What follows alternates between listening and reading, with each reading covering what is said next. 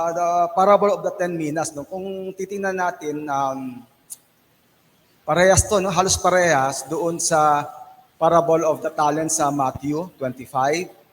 So, yes, parehas lang na parang more on stewardship, how we use kung anong meron tayo, no? Anong binigay sa atin ng Panginoon. Pero actually, different parable, no? Iba ang context dito. Ang context behind the story, yung audience magkaiba, at saka yung location, at saka yung reason and purpose bakit ang Panginoon binanggit o kinento itong the parable of the 10 minas, no? So, remember, ang pagkakwento niya rito is during panahon na is Jesus about to enter the Jerusalem. Ano na siya, between Jordan and Jerusalem, papunta na sa doon, papasok na sa doon. And then, mga tao kasi, ang daming tao nag-follow sa kanya noon eh. And they were all thinking na papunta na ang Panginoon sa Jerusalem para ma-establish ang kanyang kingdom. So, kaya binanggit ni Jesus Cristo itong parable na to. So, yun ang mindset ng mga tao noon na papunta na si Jesus Cristo sa Jerusalem, ma-establish ang kanyang kingdom. Pero the truth is, si Jesus is going to Jerusalem, papunta doon to die. Actually, no, he's going there to die. So, kaya kinuwento ni Jesus Cristo itong parable para ma-cancel or ma-dispel yung isip ng mga tao na ganun nga na yung kingdom is to be established na, no?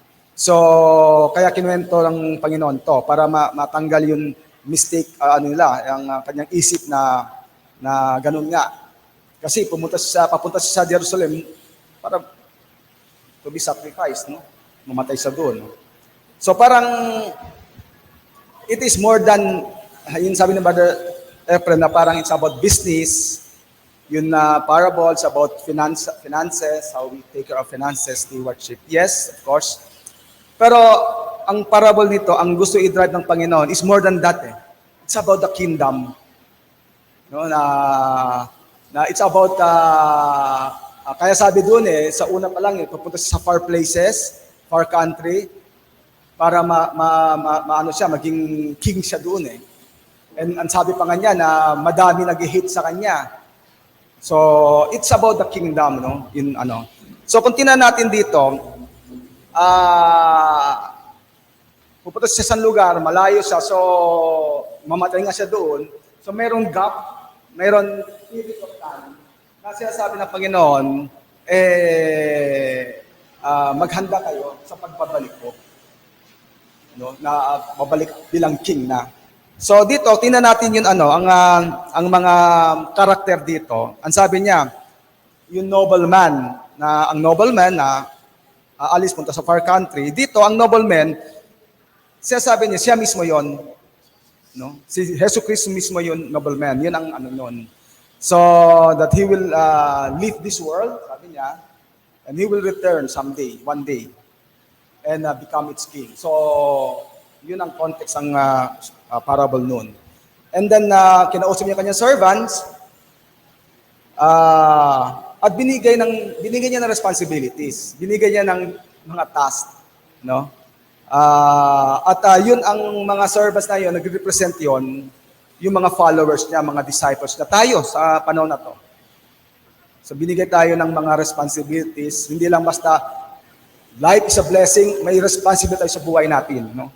May dapat tayo gagawin sa pagbalik niya, accountable tayo, we can account ang mga ginawa natin. Parang ganon. So dito, the enemies, sabi dito, who rejected the king. Kasi sabi doon, marami mag-hate sa kanya, kontra ang pagka-anoint sa kanya bilang king. Ito yung mga tao na mag-reject sa kanya. During that time, yun yung mga the Jewish nation, who rejected sa kanya nga, na kinusupay nga siya. Siguro itong panahon na to, ito yung mga tao, everyone who will deny ang kanyang lordship, ang kanyang pagka-king, no? So ang point ng parable na yon Sabi ko nga, it is more than business, no? It's about the kingdom.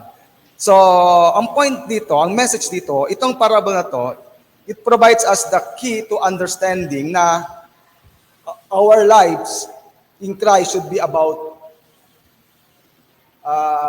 buhay natin dito. While we wait, ang second coming ng Panginoon, pagbalik niya dito, ano ang mga dapat nating gawin? So, we are entrusted, na-entrust tayo ng yung dito, minas, or spiritual minas sa panahon na to, no? So, God, no, has provided us one or more resources. Binigay tayo. So, ang tanong doon, ano ang gagawin natin doon? So, pagbalik natin sa Kanya, it's about faith also, no? How faithful are we sa Kanyang mga binigay sa atin? Okay, so God has provided us with all or one or more talents or resources sa buhay natin. Ang tawag natin ngayon, ang spiritual minas. Pero meron siyang binigay sa ating na instructions, responsibility. Sabi niya, use it well, wisely, and effectively. Sinabi niya doon, no? Gamitin niyo to, itong 10 minutes na to. So, dito ngayon, ang points, isa sa mga point dito is, we are to be wise stewards, of course, of all the mga worldly treasures na binigay sa atin ng ating Panginoon. At the same time, it also shows ang ating faithfulness sa Kanya. So, preparing our life, no? So, sa pagbalik niya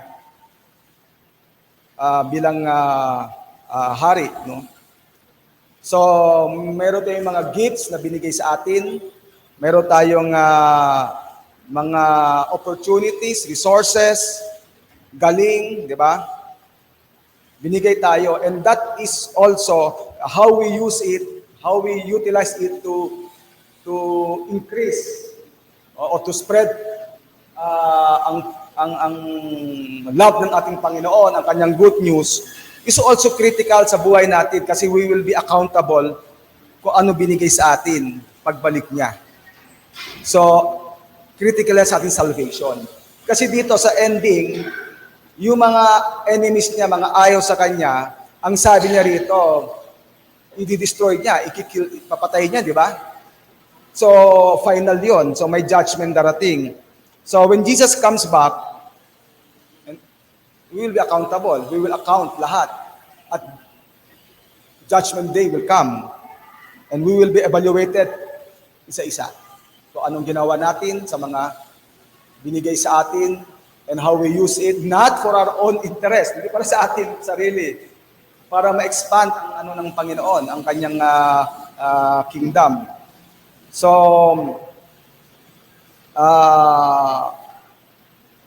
mga kapatid, at ito yung mga binigay sa atin, ako, I believe it should be manifested sa good works. Kasi sabi nga, we will be judged according to our good deeds din, di ba? So yung mga binigay sa atin, it should be manifested, nakikita sa good works natin. So,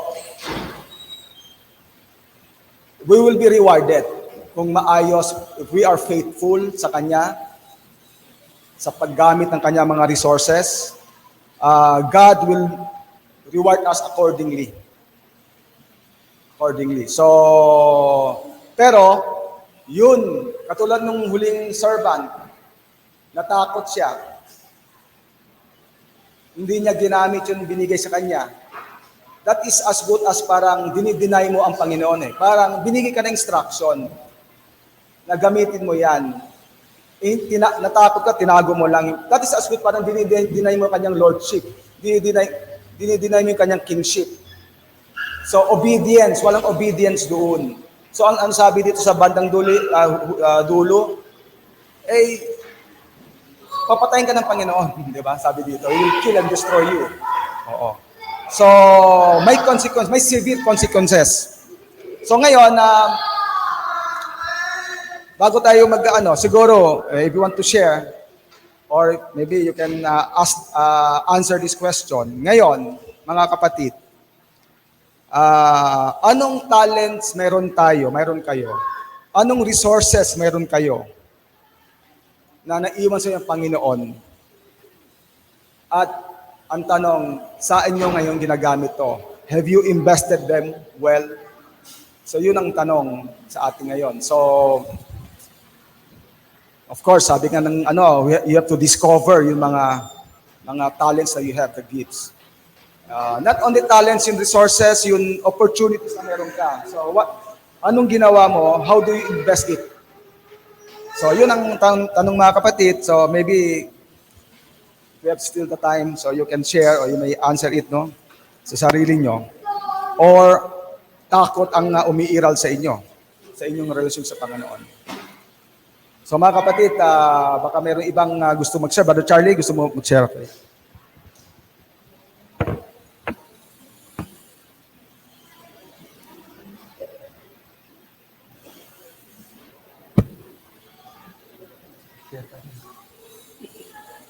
Maraming salamat, Brother Fred. For this short time, I am given the opportunity to also share in all humility what I know and what I have learned in this parable. Now, yung salita po ng Panginoon, based dun sa banal na kasulatan, ang context po nitong parable na ito is that each one, lahat tayo, ay may kanya-kanyang gift. As each one has received his gift, ang bottom line nun is that we have that responsibility to employ it. Kailangan i-employ natin yan. So, we could gauge, malaman natin dito sa parable na ito, na yung master, o let's say yung Panginoon, nagbigay siya, ibig sabihin yung opportunity sa tatlo, no? Yung dalawa, naging productive. Ibig sabihin, kumita. And yun ang gusto ng kung i-relate mo yun sa corporate world ngayon, yun ang gusto. Pero yung isa, wala. Wala siyang ginawa, kundi he remained idle. He slept, tinulugan po niya yun, yung opportunity na binigay sa kanya. So, ang ibig sabihin nito, i-relate ko sa management, sa corporate world, sa actual na buhay. There are only two causes of failure, mga kapatid, no? One who does nothing else, and one who does follow instruction. One who does not do what he is being told to do, and one who does nothing else. Yun ang causes ng failure. Ngayon, sa mga interviews, no, sa corporate world, lagi akong nai-interview, at sa mga applicants na nag-apply, ni-interview ng HR, usually, ang tanong nila doon sa applicant, halimbawa, there are two applicants. What have been your activities or what made you busy in these months? Ang sasagot ng isa, very busy po ako . Ganitong ginagawa ko, loaded ako, ganyan. Ibig sabihin na active yung mind niya, active siya. Ngayon, yung second applicant naman, ang sasagot niya, wala po akong work kasi andun ako sa probinsya. Wala po, nag-aantay lang po ako ng work o yung mga darating ganon. Alam mo kung sino yung tatanggapin? Yung tao na who has been very busy.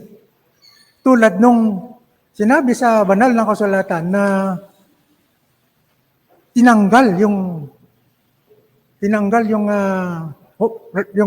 opportunity doon sa naging idle. Ganun ang ibig sabihin nun. So mga kapatid, kung ano yung binigay sa atin ng opportunity, kailangan na maging responsible tayo nun. Tulad sa ating mga talents na binigay ng Panginoon sapagkat bawat isa may kanya-kanyang talent. Kailangan i-employ natin ito. Yung talent mo is in giving, in preaching, or in sharing, or in encouraging. You should employ that. Kailangan huwag kang maging idle na nakaupo na lang, na para kang si Juan Tamad. Ano naman? Base dun sa napag-aralan natin, gusto ko lang i-share sa inyo yung important word na natutunan ko dito. Tingnan niyo sa Luke 19:15. Sa Luke 19:15, sinasabi diyan, it was commanded doon sa mga servant. Ito yung important word, obedience. Yung mga servant, it requires obedience, to obey. Tingnan nyo, John 15:2. Every branch in me that does not bear fruit, he takes away. And every branch that bears fruit, he prunes, that it may bear more fruits. We need to obey his command to be able to gain more fruits for his glory. Thank you, Brad. Thank you, Brother Ken. Nice point. Obedience, kasi mayroon commandment doon, no, bago niya umalis. So, medyo ano na tayo, late na tayo. So, overtime na tayo. So, let us close this Bible study sa prayer. So, let us pray, mga kapatid. Ama namin na sa langit, kami muli lubos ng papasalamat sa oras na ito na kami po ay mapag-aralan itong parable na ito. Remind sa amin, no, ang aming mga responsibilities na inutos sa amin ng aming Panginoon habang nag-aantay kami ang pagbalik niya sa malapit na panahon, Panginoon. That we have to remain obedient and faithful, and we have to make use of whatever resources we have, talents or gifts that has blessed us, O Lord. We know that our life is a blessing, O Lord, and we have to make use of it to be able to spread your kingdom, O Lord. Panginoon, salamat sa bawat isa dito nag-share ng inyong tungkol sa inyong salita, Panginoon. May you continue to give each one wisdom, the knowledge that comes from you, O Lord. Continue to bless us, O Lord. Continue to